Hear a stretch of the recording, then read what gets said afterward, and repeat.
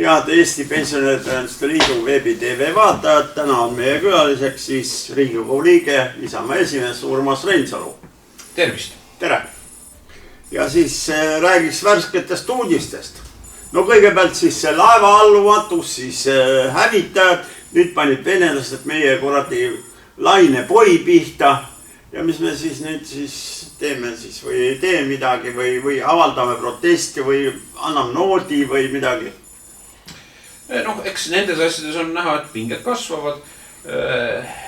Ütleme siis erinevate Läänemere riikide katsed seda Vene varilaevastikku tõkestada, eks nad kohtavad ka Venemaalt siis omakorda heidutussamme, aga ma arvan, me peame siin olema külmaverelised ja liitlastega koos neid tegevusi koordineerima.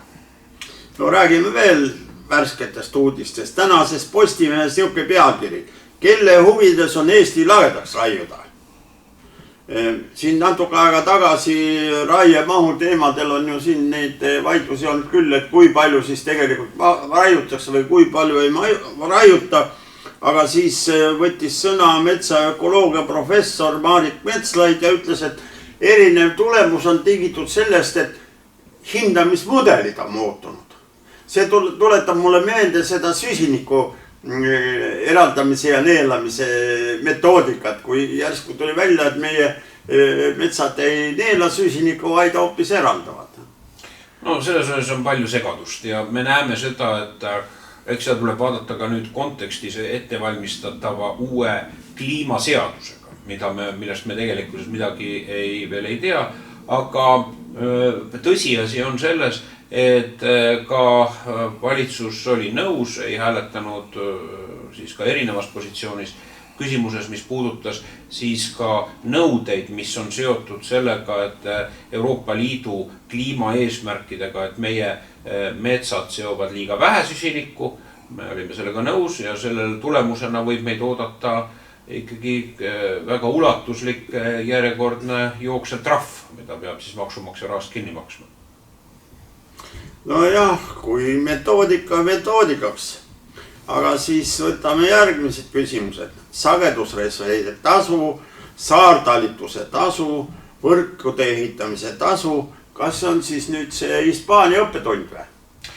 No üldjoontes on tõepoolest see valitsuse kurss, et minna üle 100% taastuvenergiale, tekitab meil vajaduse paralleelne elektri siis juhitav võimsus kõrvale ehitada, maksta sellele ka omakorda siis subsiidiume, kuna selle ülesanne või otstarve on siis mitte töötada normaaltingimustes, vaid rakendada siis, kui tuult ei puhu või päikest ei ole. Ja see loomulikult tekitab meile ulatuslikku energia varustuskindluse riske, aga loomulikult toob kaasa ka kõrgema elektri hinna. Valitsus ka selles hiljutises värskes nii-öelda ahjusoojas koalitsioonileppes räägib elektrienergia hinna alandamisest. See on muidugi vale. Tegelikkuses kõik sammud, mida valitsus on astunud, lähema 6 kuu perspektiivis toovad kaasa olulise elektrienergia hinna regulatiivse kallinemise. Meil on jõustus 45% elektriaktsiis 1. maist. 1. juulil korrutatakse see elektriaktsiis ja kogu elektriarve veel käibemaksu tõusuga. Ja siis need nimetatud tasud, millele saatejuht viitas, tegelikkuses ka nende tasude puhul on veel ebaselge, kes neid maksma hakkab ja kui suures ulatuses. Valitsus prognoosib, et see on täiendav 100 miljonit eurot koormus tarbijatele. Tööandjate keskliidu juht Ando Sutter on öelnud, et see on oluliselt allahinnatud, see võib olla ka suurusjärgus 200 miljonit eurot, aga igal juhul tähendab see sammude rivi, mida valitsus on astunud, sisuliselt elektrienergia hinna olulist regulatiivset kallinemist ja täiendavat survet inflatsioonile. No jah, olgu kuidas on, kes kuidas tunneb, aga mina tunnen, et kellegi kondine käsi sirutab minu rahakoti järele ja hakkab seal urgitsema. See on valitsuse poliitiline agenda. Valitsus on võtnud niisuguse absurdse retoorika praegu kasutusele mõeldes, et õnnestub inimesi ära lollitada sellega, et nemad otse kui langetavad makse. See on muidugi vale. Tegelikkuses järgmisel perioodil, järgmisest aastast alates, ootab Eesti inimesi ees 26 uut maksude või tasude tõusu. Alates kaudsetest maksudest, otsesed maksud ja lõppude lõpuks ka need erinevad tasud, millele me viitasime. Nii et inimeste ostujõule, aga ka survele hindu tõsta on see 2 samas suunas lööki. Ja kui nüüd eriti puudutavalt eakaid inimesi, siis loomulikult suhteliselt suurem osa seoses ka nominaalse pensioni keskmise tõusuga. Nüüd, et keskmine pension ei ole tulumaksuvaba, siis loomulikult ka see summa, mis maksudelt pension pealt ära võetakse, see loomulikult kasvab. No ja, nii on nagu tõeline, arvestades erinevate maksutõusude üldarvu, siis on see ikka tõeline festival. No lausa maksu laulupidu, ütleme küüniliselt öeldes, aga asi on tegelikkuses naljalt kaugel. Ei, no naljast on kaugel. Reaalne loogika on ju selline, et meie majandus kidub ja põhimõtteline vastus sellele peaks olema see, et langetame makse ja vähendame valitsemiskulusid. Aga valitsus ei soovi kumbagi mudelit rakendada. 2 kuud tagasi valitsus, kui ta selle koalitsioonileppe nii-öelda eelleppe või alusleppe tegi, lubas seda, et vähendab ametnike arvu ametites 20%. Nüüd on see lubadus juba visatud prügikasti. Ja kui me meenutame kõiki neid viimase 2 aasta jooksul koostatud igasugu lepinguid, antud kõlavaid lubadusi, siis me oleme näinud ju sümptomaatiliselt, et neid murtakse, varasemaid lubadusi murtakse ja tegelikkuses on põhiprobleem meil, on ikkagi usalduses. Kas me usaldame neid mehi ja naisi selle poliitilise käekirjaga ja paraku me näeme, et see valelik poliitika on usalduse viinud Eestis kriisi ja see on äärmiselt tõsine probleem ka ühiskonna sisemiseks rahuks, ka sisemiseks efektiivsuseks, mis on kahjustada saanud. Ja õiglustundest jääb see asi nüüd küll kõvasti kaugele, aga räägime ka õigusest natuke. Proua Pakosta pikas plaanis pakub välja siin karistusseadustiku uuendamist, mis käsitleks siis ähvardamise karistamist ja tervise kahjustamist, sealhulgas vaimse tervise kahjustamist. Kuidas see selgeks tehakse, seda mina aru ei saa. Kui näiteks ma ütlen hommikul kellelegi, et sa näed kehvalt välja, kas inimene saab siis meeleolu languse või depressiooni, kas ta võib mind kohtusse kaevata või mis värk on üldse, jääb nagu arvu saamatuks vaimse tervise kahjustamine, mil moel see siis saab toimuma või kvalifitseeritakse õiguslikult. Ma ei tea, millistest probleemidest on ta seda põhjendanud ka, et toonud näiteid, mis probleemidest. Ei, no probleem selles, eks ole, et kui siiamaani oli karistusseadustikus oli selgelt ära määratud, kui sa ähvardad kedagi, eks ole, mingisuguse vara kahjustamise või konkreetselt sinu ninaluu murdmise või midagi niuksega, siis nagu ei olnud midagi, eks ole, aga nüüd on seda vaja nagu täpsustada, et see võib olla siiski intensiivne rünnaku algus. No see iseenesest karistusseadustikus on täna ähvardamise paragrahv, mis ütleb selgelt välja, et kui inimest ähvardatakse, siis ründega tema isiku vastu või vara vastu. Ja kui on põhjust eeldada, et see pannakse teoks, siis on see iseenesest sanktsioneeritud. Et väga palju ma näen laiemas plaanis, meil on tegemist niisuguse asendustegevust. Kas see ei ole mitte nagu selle vaenukõne asendus mingisugune vorm või midagi taolist? Jaa, tegelikkuses ka vaenukõnega on sama teema, mida valitsus on püüdnud ju korduvalt Reformierakond läbi suruda, kus on samamoodi konstruktsioon, et kui on, et siis kui on niisugust tüüpi üleskutsed inimese vara hävitamisele või ründele tema vastu ja siis on alust eeldada, et see toime pannakse, siis see on sanktsioneeritav. Aga ma arvan, et karistusõigus on väga tõsine niisugune valdkond ja kus kindlasti niisuguseid kõiki samme tuleb teha väga läbi kaalutletult. No jaa, aga räägime majandusest. Ametlik seisukoht on et kohe läheb paremaks. Aga töötus on viimase 12 aasta suurim. Tõepoolest, me oleme esimese kvartali seisuga Euroopa Liidus 5. kohal tööpuuduselt. Et ütleme, ühe niisuguse indikaatori küll mustas mõttes oleme liikumas jälle ülespoole. Ja meil rahvusvaheline valuutafond andis oma hinnangu siis Eesti majanduse väljavaadetele ja kui eelmise aasta suvel valuutafond prognoosis selle aasta majanduskasvuks 2,2%, siis nüüd on seda 25. aasta majandusprognoosi alandatud 1%. Aga huvitav on see, et kui SKP-d arvutatakse ja kogu tulu ühiskonnas arvutatakse, siis sinna sisse lähevad ka, mida loetakse kogutulu osaks, siis tootja hinna kõik kulud, see tähendab sealhulgas maksukulud. See tähendab, et SKP-d kergitab ka tegelikult käibemaksutõus ja aktsiisitõus. Nii et sisuliselt see tähendab seda, et meie majandus paraku tammub paigal ja sisend, mis on tulnud siis majandus nii-öelda nominaalse numbri ennekõike põhilise komponendil tõusu, on maksutõusud, aga loomulikult ei ole jätkusuutlik majanduskasv paberi peal läbi maksutõusude. No jah, meil on 64 000 töötut praegu, aga valitsus tahab kahekordistada välistööjõu sissetoomise kvooti. Kas nende sissetoodute spetsialistide keeleõppe, laste koolitus, sotsiaalvajadused, usulised vajadused ja lõpuks ka pension, kas see kõik on siis nüüd ikkagi kasulik selle asemel, et proovida siin ikka meie inimesi välja õpetada või ümber õpetada või midagi taolist? Ja, see on valitsusel ohtlik mäng. Valitsusel ei ole rahvastikupoliitikas ühtegi sisulist optimismi kasvatavat vastust.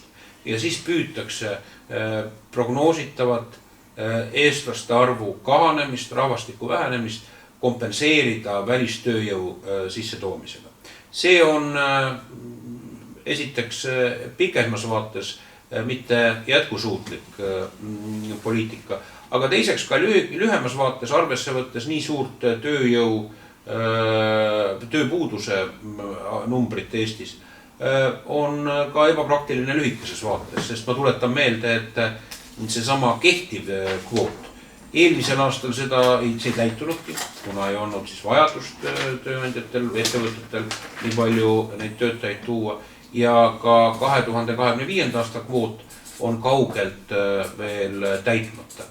Kuid see mõte on lisaks sellele, et seda kvooti suurendada, on mõte ka selles, et alandada keskmise palga nõue. Täna kehtib meil keskmise palga nõue, aga sellele täiendavale kvoodi suurendamisele, sellelt soovitakse see keskmise palga nõue ära võtta, et ta jääks siis nii-öelda Eesti keskmise palga nõue, et ta jääks siis selle sektoriga seotud, aga siis loomulikult, kui seda muudetakse siis alandavamas suunas. Ja need on loomulikult ebaküpsed sammud ja kindlasti oleks mõistlik valitsusel, kui me räägime majanduse elavdamisest, siis mitte võtta sihiks välistööjõu poliitikat ja seda järsult hakata avardama, vaid mõistlik oleks alandada makse ja soodustada, anda ettevõtlusele mingisugunegi prognoositav vaade. No jah, räägiks siis ka natukene pikemast plaanist. Eesti 200 räägitakse, et olevat pikk plaan, aga mina ausalt öeldes siiani ei ole kuulnud mingisugust pikast plaanist, aga olen kuulnud lähiplaanis võitlusest puukidega ja et esmaspäeval ei tohi lastele koolitunde õppida anda. Ma saan aru, muidugi lapsed rõõmustavad ja kõik, aga missugune see plaan siis ikka tegelikult on, mul tundub näiteks kas või pensionite osaski. Mis asi on kinnisvarapension? No siin on kinnisvarapension, eks nad ise seda kirjeldavad. Ma saan aru, mõte on nende mõtte käigus see, et eakas inimene annab oma korteri ära Kellele? Ja siis pangale või laenukontorile. Vaevalt pank seda tahab. Ja siis antakse talle suuremat pensioni kuni siis elupäevade lõpuni, aga siis see korteri omand on ka ära kadunud, ütleme siis eakal inimesel ei ole ka midagi pärandada oma järglastele, mida ju inimesed soovivad. Nii et see on pigem niisugune konstruktsioon, nagu me mäletame, oli ka ju, vanasti olid kuulutused, et müüa individuaalelamu, vana inimene võib sisse elama jääda. Et see on siis niisugune asendustegevus praegu, kus olukorras, kus meil on reaalne eakate inimeste sissetulekute vähem. See on tegelik küsimus. Ja selle koalitsioonilepingu puhul on probleem selles, et esiteks vaikitakse maha see poliitiline agenda, mida tehakse. See tähendab hinnatõusud, mis tulenevad maksupoliitikast ja erinevate soodustuste äravõtmine. Ja samal ajal inflatsiooniga võitlemiseks ei ole seal mitte ühtegi meedet paraku, see probleem valitsuse jaoks kahjuks ei eksisteeri. Ja see on väga tõsine sisuline probleem. Ning teisalt, kui me vaatame selles olukorras, kui saatejuht küsis, et meil on Eesti 200 pikk plaan, seal pakuti pikki plaane ridamisi selles koalitsioonilepingus. Energeetika valdkonnas kaoses, kus me praegu oleme valitsuse sammude tõttu öeldi, tuleb teha plaan. Rahvastikupoliitikas, mis puudutab meie sündivuskriisi, öeldi, et tuleb teha plaan 2026. aastal. Siis tervisevaldkonnas, kus on inimestel tervise nii haigekassa rahastamisega kui ka tervise kättesaadavusega probleemid, öeldi, tuleb analüüsida ja siis teha plaan. Tegelikkuses see on niisugune nagu plekkpurgi jalaga maanteel edasi löömine, et 23. aastal tuldi võimule, siis tehti ühed lepingud, 24. aastal vaadati need üle, tehti uued lepingud, nüüd ollakse uuendal tuuril ja kõigis neis lepingutes kordub jälle see mantra, et tuleb siis plaanida ja analüüsida. Aga riiki juhitakse ju reaalajas, 2 aastat on juba, üle 2 aasta on see seltskond juba riiki juhtinud. Usaldus on kaotatud, inimeste toimetulek on kehvemal järjel ja ühiskonnas ka optimism ja positiivne hoiak on tugevasti habrastunud. See on reaalne tulemus. Minu arvust mulle jääb mulje, et nad tahavad teist korda teha Kaja Kallast. Teatavasti Kaja Kallas ju omal ajal ütles, et kui me oleks teile rääkinud maksutõusust, siis te ei oleks ju meid valinud. Jah, see, ma arvan, võtabki kokku selle valetava poliitika tuuma, mis on tekitanud usalduskriisi Eesti ühiskonnas. Ega seda sama ei eitanud ka ju Kristina Kallas, kes mõni kuu tagasi tunnistas, et me olemegi teinud, see ongi meie poliitiline agenda olnud, teha neid samme, ajada niisugust poliitikat, mida valijad meilt ei soovinud, valijad meilt ei oodanud. See on niisugune Brežnevi pakk tuli välja, või üllatusmuna, ütleme niimoodi. Ja. Aga nüüd räägitakse ka veel peale kõige muu pensioni teise samba kohustuslikuks tegemiseks. Et kas selle on mingi perspektiiv, sest nii palju, mina omal ajal ühinesin ka vabatahtlikult pensioni teise sambaga, aga siis ma jälgisin ka kogu aeg tootlust nii meil kui mujal ja siis täheldasin seda, et Soome Kela tootlused olid umbes 3 korda suuremad kui meie pensionifondidel, nii et siis kui avanes võimalus see lugu kõik ära lõpetada, siis see oli ju väga teretulnud. Nii et minu arust ma olen kindlalt veendumusel, et pensioni teise samba taas kehtestamine seadusandlikus korras, et see ei ole õige ja pensioni teine sammas ei ole mingil moel, kuidas ma ütleksin, investeerimise tööriist mitte ühelgi juhul. No seda nad on ähvardanud pikka aega, aga selle teise samba, olgu siis sisenevatele noortele või tänastele teise samba siis klientidele, seda nad ei julenud teha. Kuid tõsiasi on see, et selle inimestele vabaduse andmine on tegelikult ka vähemasti osaliselt toonud alla neid siis hooldustasusid, mis olid pensionifondid võtsid, mingisugustki konkurentsiolukorda neil on reaalselt tekkinud. Ja ma arvan, et selles olukorras on mõistlik säilitada inimeste vabadus. Reaalsus on selline ka, kus me peame arvestama ka meie majanduse olukorda, lihtsalt puht makroökonoomiliselt. Praegu, kus meie majandus on niikuinii ikkagi seisakus, tõsiasi on selles, et teisele sambale ju riik paneb mitusada miljonit eurot lisaks. No aga loomulikult, see tuleb kõik esimesest sambast. Ja lõviosa sellest rahast läheb Eesti majandust välja, seda investeeritakse välja poole Eestit.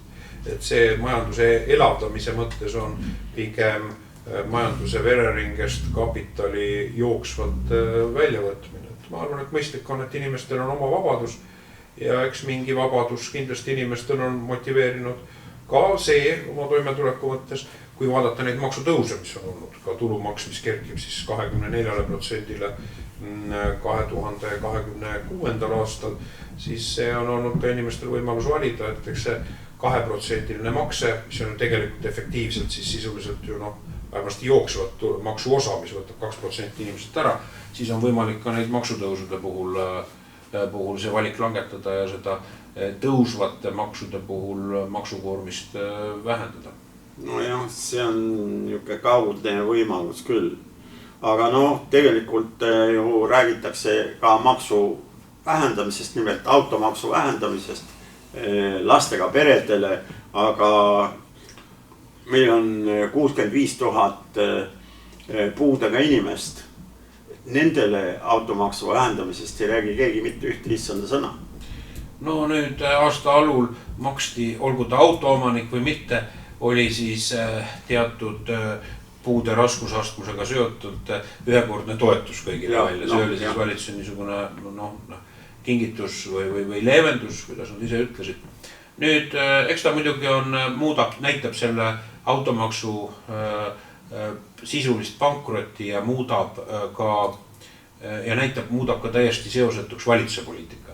Nimelt valitsus peretoetusi vähendas, laste tulumaksuvabastuse kaotas ära ja nüüd siis tuleb korraga tahab kehtestada siis lapse autotoetuse või autolapse toetuse, kuidas seda iganes siis nimetada, autoga kokku siduda, mis on ju pehmelt öeldes kummaline. Nad on kõnelenud seal lapse pealt 100 eurost.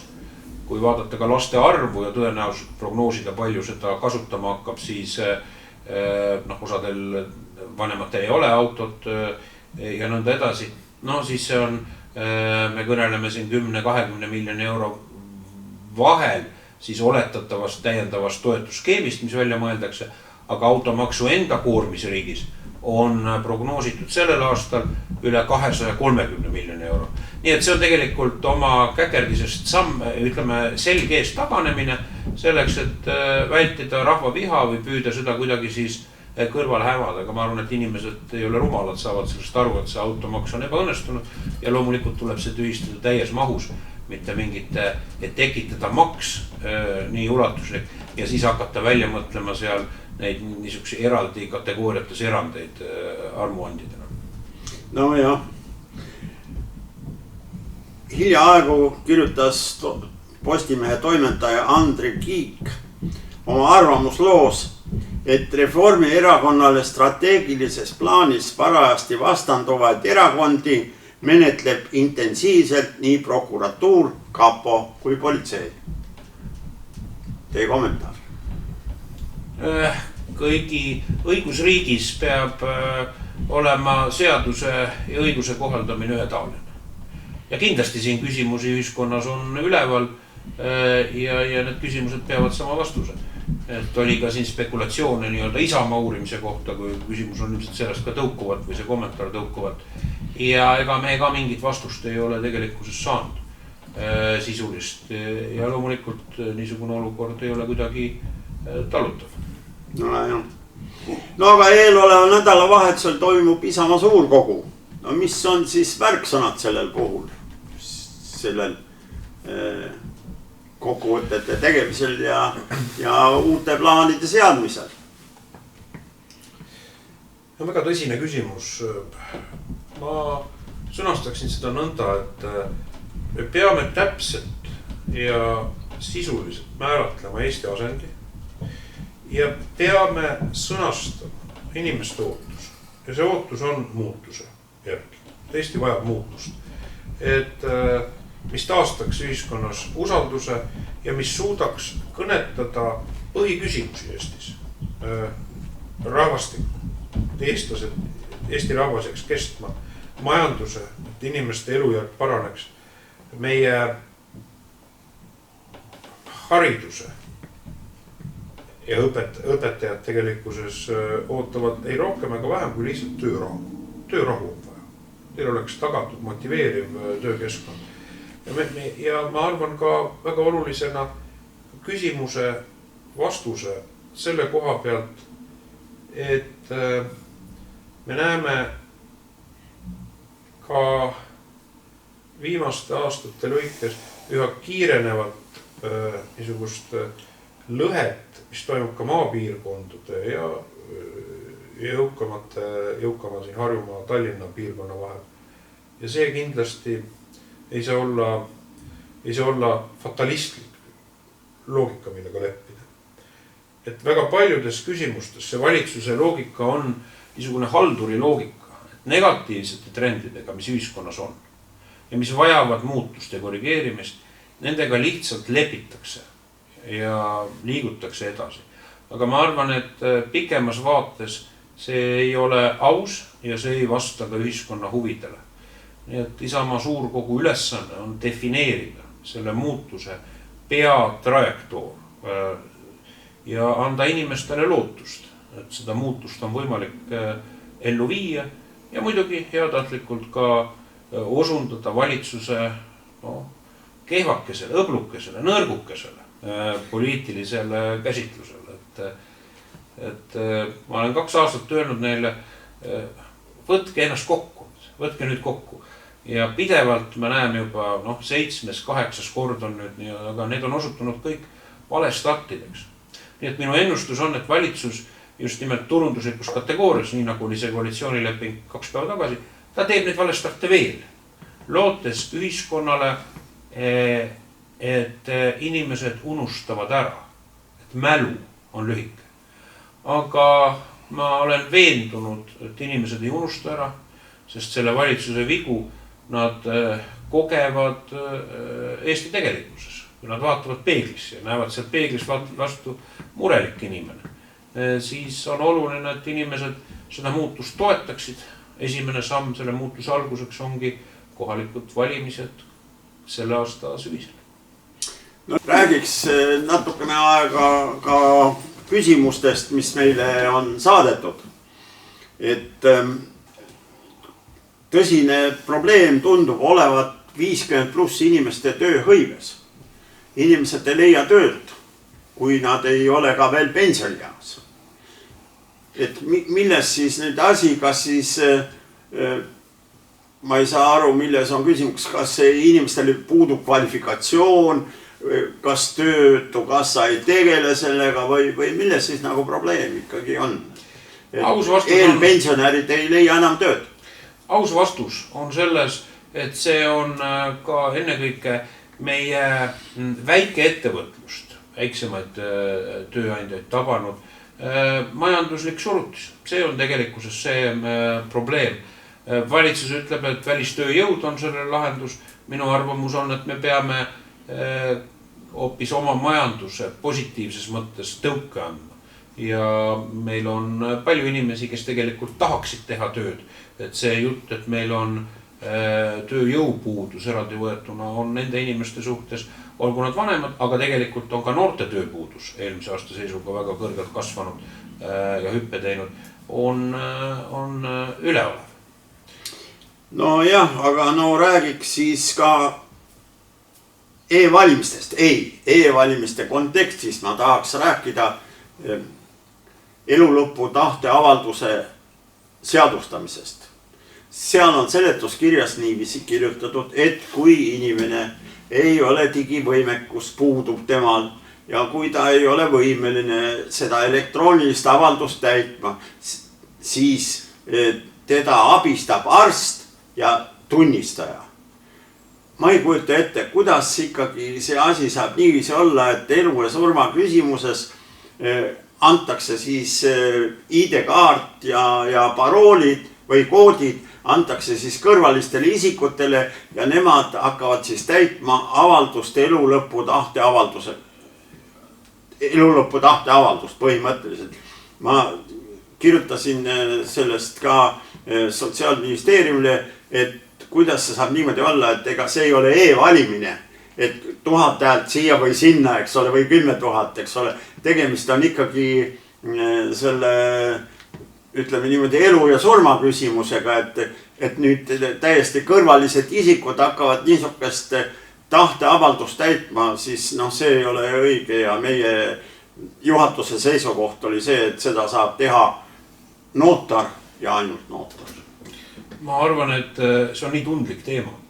Ei, ma mõtlen, et sellest ma räägin ka e-valimistest.